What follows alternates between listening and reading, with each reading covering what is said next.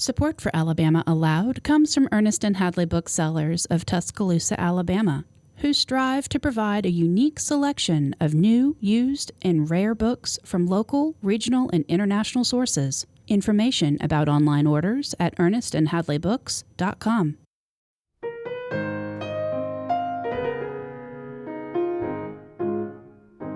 From Troy Public Radio, this is Alabama Aloud. I'm Don Noble.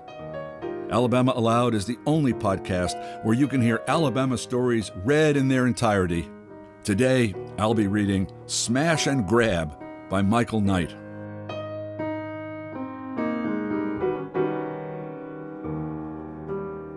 Michael Knight of Mobile writes, with sharp insight and affection, of the white-collar residents of the port city.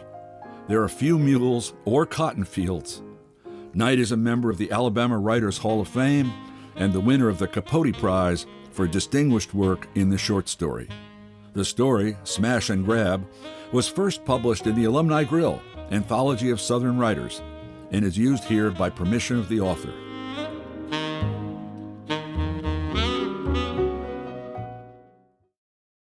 At the last house on the left, the one with no security system sign staked on the lawn, no dog in the backyard, Cash Dollar elbowed out a pane of glass in the kitchen door and reached through to unlock it from the inside. Though he was 99% certain that the house was empty, he'd watched the owners leave himself. He paused a moment just across the threshold, listened carefully, heard nothing. Satisfied, he padded through an archway into the dining room where he found a chest of silverware and emptied its contents into the pillowcase he'd brought. He was headed down the hall, looking for the master bedroom, hoping that, in the rush to make some New Year's Eve soiree, the lady of the house had left her jewelry in plain sight, when he saw a flash of white, and his head was snapped back on his neck, the bones in his face suddenly aflame. He wobbled, dropped to his knees. Then a girlish grunt and another burst of pain, and all he knew was darkness.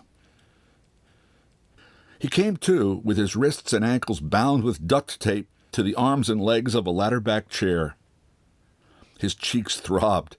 His nose felt huge with ache. Opposite him, in an identical chair, a teenage girl was blowing lightly on the fingers of her left hand. There was a porcelain toilet tank lid, flecked with blood, across her lap. On it was arrayed a pair of cuticle scissors, a bottle of clear polish, cotton balls, and a nail file. The girl glanced up at him now, and he would have sworn she was pleased to find him awake. "How's your face?" she said. She was long-limbed, lean but not skinny, wearing a T-shirt with the words St. Bridget's Volleyball across the front in pastel plaids. Her hair was pulled into pigtails. She wore flannel boxers and pink wool socks. "It hurts like hell." His nostrils were plugged with blood, his voice buzzing like bad wiring in his head. The girl did a sympathetic wince. "I thought no one was home," he said. "I guess you cased the house," she said. "Is that the word? Cased?" Cash Dollar nodded, and she gave him a look like she was sorry for spoiling his plans. "I'm at boarding school. I just flew in this afternoon." "I didn't see a light," he said. "I keep foil over the windows," she said. "I need total darkness when I sleep. There's weather stripping under the door and everything." "Have you called the police?" "Right after I knocked you out. You scared me so bad I practically just shouted my address into the phone and hung up." She giggled a little at herself. "I was afraid you'd wake up and kill me. That's why the tape. I'll call again if they aren't here soon." This last she delivered as if she regretted having to make him wait. She waggled her fingers at him. "I was on my left pinky when I heard the window break." Cash Dollar estimated at least 10 minutes for the girl to drag him down the hall and truss him up, and that meant the police would be arriving momentarily. He had robbed houses in 7 states, had surprised his share of homeowners, but he'd never once had a run-in with the law. He was too fast on his feet for that. Strictly smash and grab. Never got greedy, never resorted to violence. Neither, however, had a teenage girl ever bashed him unconscious with a toilet lid and duct-taped him to a chair. "This boarding school," he said, "they don't send you home for Christmas?" "I do Christmas with my mom," she said. Cash Dollar waited a moment for her to elaborate, but she was quiet, and he wondered if he hadn't hit on the beginnings of an angle here, wondered if he had time enough to work it. When it was clear she wasn't going to continue, he prompted her. "Divorce is hard," he said. The girl shrugged. "Everybody's divorced." "So the woman I saw before—" He let the words trail off into a question. "My father's girlfriend," she said. "One of." She rolled her eyes. "My dad, last of the big-time swingers." "Do you like her?" he said. "Is she nice?" "I hardly know her. She's a nurse. She works for him." She waved a hand before her face, as if swiping at an insect. "I think it's tacky, if you want to know the truth." They were in the dining room, though Cash Dollar hadn't bothered to take it in when he was loading up the silverware. He saw crown molding. He saw paintings on the walls, dogs and dead birds done in oils. Expensive, but without resale value. This was a doctor's house, he thought. It made him angry that he'd misread the presence of the woman, angrier even than the fact that he'd let himself get caught. He was 36 years old. That seemed to him just then like a long time to be alive. "I'm surprised you don't have a date," he said. "Pretty girl like you, home alone on New Year's Eve." He had his doubts about flattery. The girl seemed too sharp for that. But she took his remark in stride. "Like I said, I just got in today, and I'm away at school most of the year. Plus, I spend more time with my mother in California than my father, so I don't really know anybody here." "What's your name?" he said. The girl hesitated. "I'm not sure I should tell you that." "I just figured if you told me your name and I told you mine, then you'd know somebody here." "I don't think so," she said. Cash Dollar closed his eyes. He was glad he wasn't wearing some kind of burglar costume. The black sweatsuit, the ski mask. He felt less obvious in street clothes. Tonight he'd chosen a hunter green coat, a navy turtleneck, khaki pants, and boat shoes. He didn't bother wearing gloves. He wasn't so scary looking this way, he thought, and when he asked the question that was on his mind, it might seem like one regular person asking a favor of another. "Listen, I'm just going to come right out and say this, okay? I'm wondering, what are the chances you'd consider letting me go?" The girl opened her mouth, but Cash Dollar pressed ahead before she could refuse, and she settled back into her chair to let him finish. "Because the police will be here soon, and I don't want to go to prison, and I promise, if you let me, I'll leave the way I came in and vanish from your life forever." The girl was quiet for a moment, her face patient and composed, as if waiting to be sure he'd said his piece. He could hear the refrigerator humming in the kitchen. A moth blinked against the chandelier over their heads. He wondered if it hadn't slipped in through the broken pane. The girl capped the bottle of nail polish, lifted the toilet lid from her lap without disturbing the contents, and set it on the floor beside her chair. "I'm sorry," she said. "I really am, but you did break into the house, and you put my father's silverware in your pillowcase, and I'm sure you would have taken other things if I hadn't hit you on the head. If you want, I'll tell the police that you've been very nice, but I don't think it's right for me to let you go." In spite, or because, of her genial demeanor, Cash Dollar was beginning to feel like his heart was on the blink. It felt as thick and rubbery as a hot water bottle in his chest.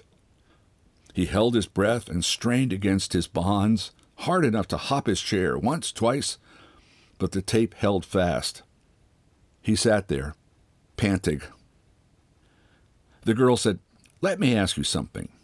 Let's say I was asleep or watching TV or whatever, and I didn't hear the window break. Let's say you saw me first. What would you have done?" He didn't have to think about his reply. I would have turned around and left the house. I've never hurt anyone in my whole life. The girl stared at him for a long moment, then dropped her eyes, fanned her fingers, studied her handiwork. She didn't look altogether pleased. To the backs of her hands, she said, "I believe you." As if to punctuate her sentence, the doorbell rang, followed by 4 sharp knocks announcing the arrival of the police. While he waited, Cash Dollar thought about prison. The possibility of incarceration loomed forever on the periphery of his life, but he'd never allowed himself to waste a lot of time considering the specifics. He told himself that at least he wasn't leaving anyone behind, wasn't ruining anyone else's life, even though as he filled his head with reassurances, he understood that they were false and his pulse was roaring in his ears, his lungs constricting. He remembered this one break-in down in Pensacola, when some sound he made, a rusty hinge, a creaking floorboard, startled the owner of the house from sleep. The bedroom was dark, and the man couldn't see Cash Dollar standing at the door. "Violet," he said, "is that you, Vi?" There was such sadness, such longing in his voice that Cash Dollar knew Violet was never coming back. He pitied the man, of course, but at the same time, he felt as if he was watching him through a window, felt outside the world, looking in, rather than the middle of things with the world pressing down around him. The man rolled over, mumbled his way back to sleep, and Cash Dollar crept out of the house, feeling sorry for himself. He hadn't thought about that man in years. Now he could hear voices in the next room, but he couldn't make out what they were saying. It struck him that they were taking too long, and he wondered if this wasn't what people meant when they described time bogging down at desperate moments. Then the girl rounded the corner into the dining room, trailing a pair of uniformed police officers. The first, a white guy, straight out of Central Casting, big and pudgy, his tunic crumpled into his slacks, his belt slung low under his belly. The second, a black woman, small with broad shoulders, her hair twisted into braids under her cap. My friend, the girl paused, shot a significant look at Cash Dollar. Patrick surprised him in the dining room, and the burglar hit him with the toilet thingy and taped him up. Patrick, these are Officers Hildebrand and Pruitt. She tipped her head right and then left to indicate the man and the woman, respectively. Officer Pruitt circled around behind Cash Dollar's chair. "What was the burglar doing with a toilet lid?" "That's a mystery," the girl said. "Why haven't you cut him loose?" "We didn't know what to do for sure," the girl said. "He didn't seem to be hurt too bad, and we didn't want to disturb the crime scene. On TV, they always make a big deal out of leaving everything just so." "I see," said Officer Pruitt, exactly as if she didn't see at all. "And you did your nails to pass the time?" She pointed at the manicure paraphernalia. The girl made a goofy, self-deprecating face, all eyebrows and lips, twirled her finger in the air beside her ear. Officer Hildebrand wandered over to the window. Without facing the room, he said, "I'll be completely honest with you, Miss Schnell." "Daphne," the girl said. And Cash Dollar had the sense that her interjection was meant for him. Officer Hildebrand turned, smiled. "I'll be honest, Daphne. We sometimes recover some of the stolen property, but—" "He didn't take anything," the girl said. Officer Hildebrand raised his eyebrows. "No?" "He must have panicked," Daphne said. Cash Dollar wondered what had become of his pillowcase, figured it was still in the hall where the girl had ambushed him, hoped the police didn't decide to poke around back there. Officer Pruitt crouched at his knees to get a closer look at the duct tape. "You all right?" she said. He nodded, cleared his throat.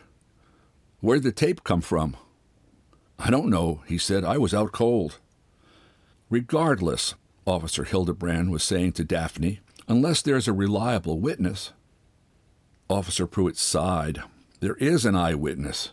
She raised her eyes, regarding Cash Dollar's battered face. Oh, Officer Hildebrand said. Right. You think you could pick him out of a lineup? It all happened pretty fast, Cash Dollar said. And so it went, as strange and vivid as a fever dream. Their questions, his answers. Their questions, Daphne's answers. He supposed that she was not the kind of girl likely to arouse suspicion, not the kind of girl people were inclined to disbelieve, until the police were satisfied, more or less. They seemed placated by the fact that Cash Dollar's injuries weren't severe, and that nothing had actually been stolen. Officer Pruitt cut the tape with a utility knife, and Cash Dollar walked them to the door like he was welcome in this house. He invented contact information, assured them he'd be down in the morning to look at mugshots.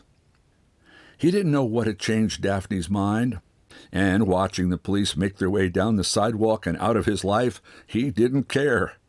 He shut the door and said, "Is Daphne your real name?" He was just turning to face her when she clubbed him with the toilet lid again.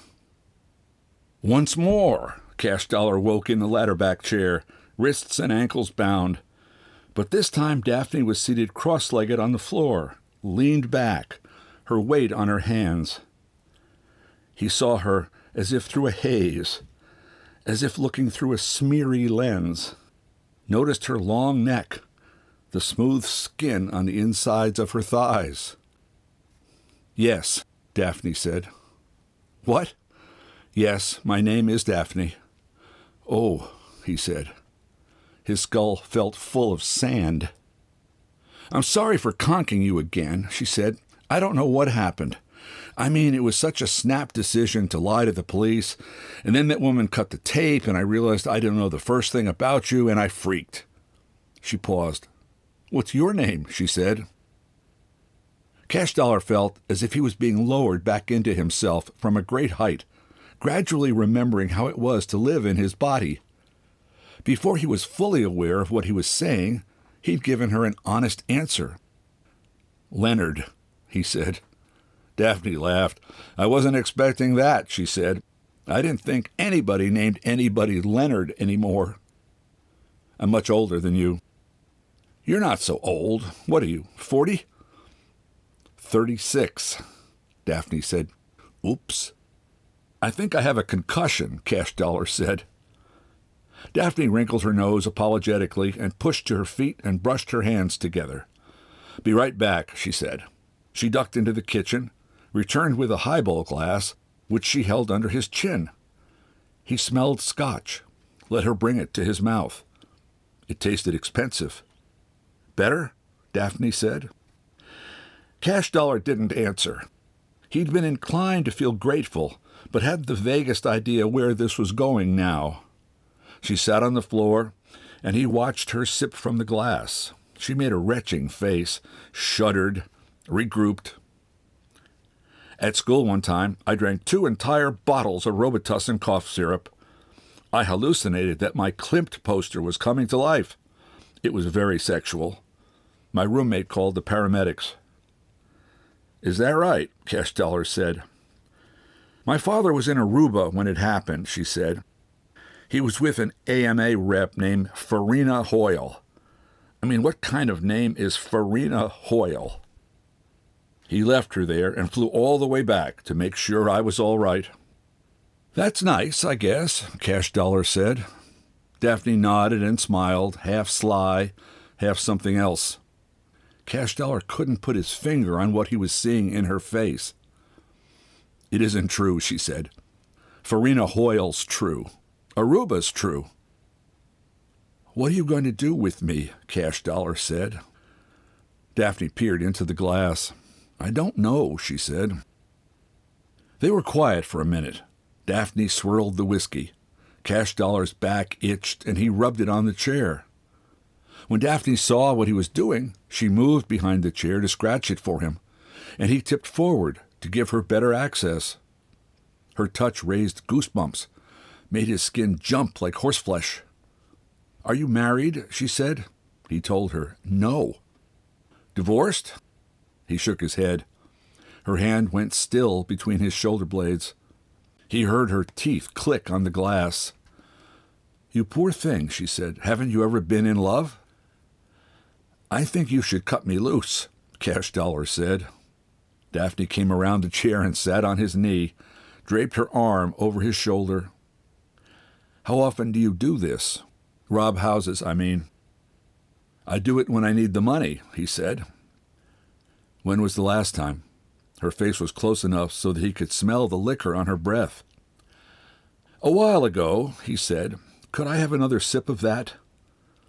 She helped him with the glass. He felt the scotch behind his eyes. The truth was, he'd done an apartment house just last week, waited at the door for somebody to buzz him up, then broke the locks on the places where no one was home. Just now, however, he didn't see the percentage in the truth. He said, "I only ever do rich people, and I give half my take to Jerry's kids." Daphne socked him in the chest. "Ha ha," she said. "Isn't that what you want to hear?" he said. "Right? You're looking for a reason to let me go." "I don't know," she said. He shrugged. "Who's to say it isn't true?" "Jerry's kids," she said. She was smiling, and he smiled back. He couldn't help liking this girl. He liked that she was smart and that she wasn't too afraid of him. He liked that she had the guts to lie to the police. "Ha ha," he said. Daphne knocked back the last of the scotch, then skated her socks over the hardwood floor, headed for the window. "Do you have a car?" she said, parting the curtains. "I don't see a car." "I'm around the block," he said. "What do you drive?" "Honda Civic." Daphne raised her eyebrows. "It's inconspicuous," he said. She skated back over to his chair and flipped her hand into his pocket and rooted for his keys.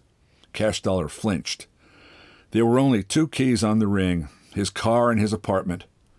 For some reason, this embarrassed him. "It really is a Honda," Daphne said. There was a grandfather clock in the corner, but it had died at 8:30, who knew how long ago, and his watch was out of sight beneath the duct tape, and Cash Dollar was beginning to worry about the time. He guessed Daphne had been gone for 20 minutes, figured he was safe till after midnight, figured her father and his lady friend would at least ring in the new year before calling it a night.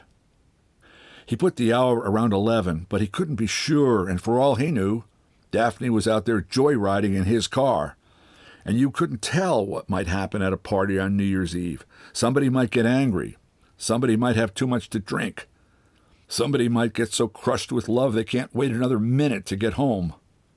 He went on thinking like this until he heard what sounded like a garage door rumbling open, and his mind went blank, and every ounce of his perception was funneled down into his ears. For a minute, he heard nothing.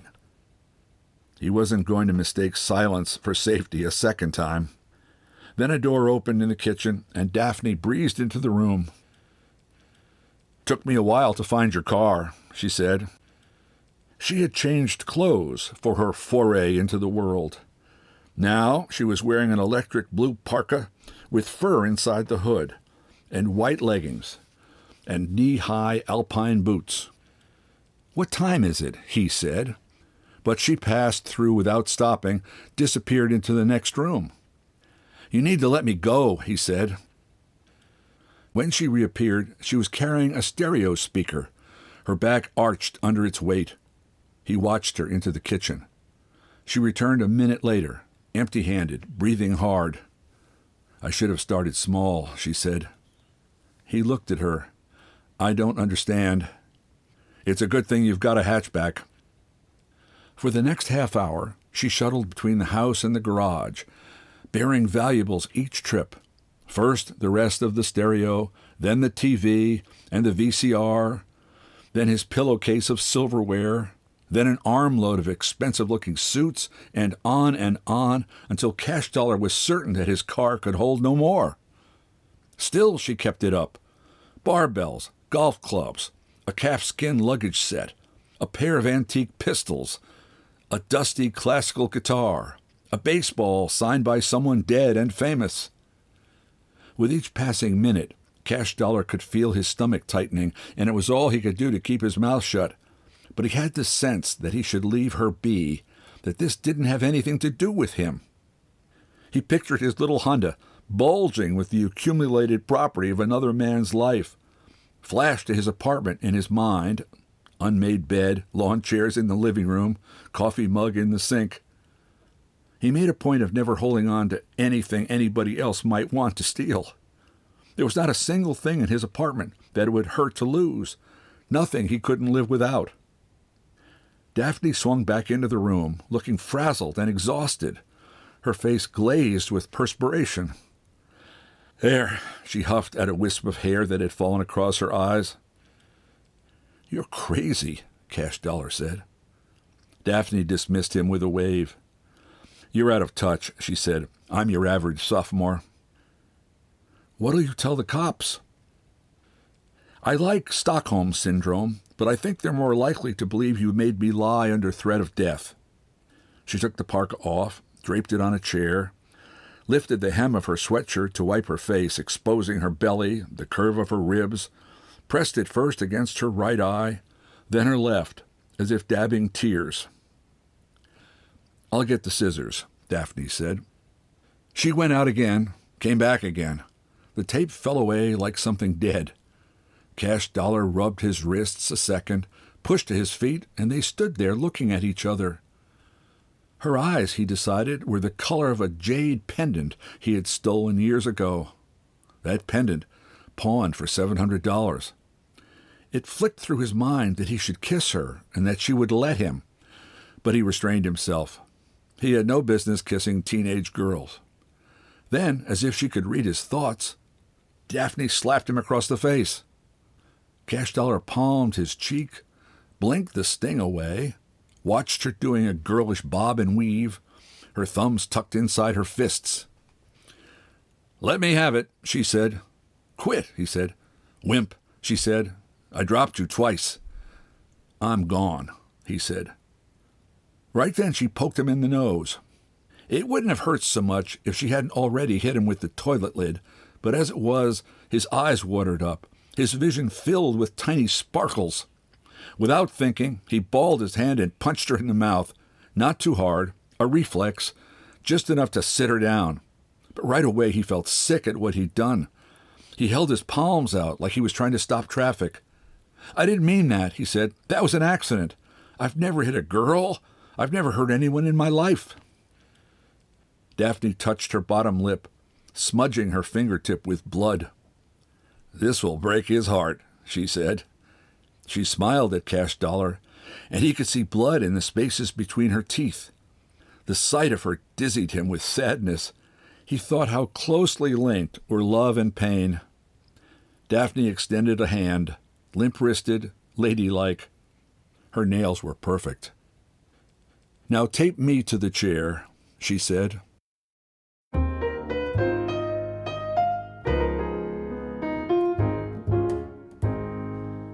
The story, Smash and Grab, was first published in the Alumni Grill, Anthology of Southern Writers, and is used here by permission of the author.